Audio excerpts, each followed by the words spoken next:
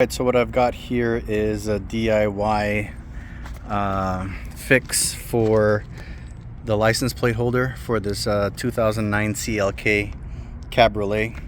I didn't want to spend $70 for a damn front license plate holder, so I got this one off of Amazon for about $7, and pretty much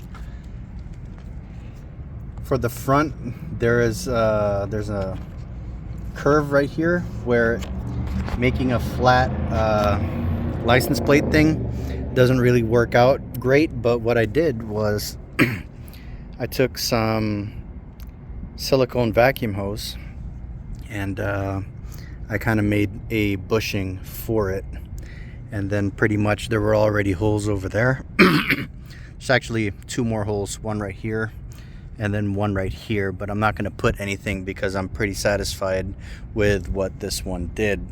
I didn't use the screws that came with it, but I did use the washers that came with it.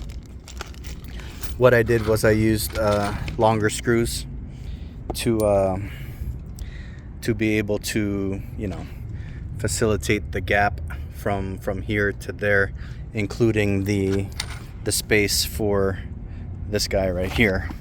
And to make the hole a little tighter, I did stick a zip tie in so that the screws would bite down from on the zip tie and the bumper, since the holes were already there. Pretty much I wanted to cover it with a license plate holder because I didn't like seeing all the holes. There's another hole right there and another hole right there, and I didn't want to seal all those holes in front of the car, so I'm gonna have a custom plate anyway, and that's what I did. So for $7 and some extra parts that I had laying around, I was able to make a nice front license plate holder for my CLK. Hope the video was helpful. Thanks for watching.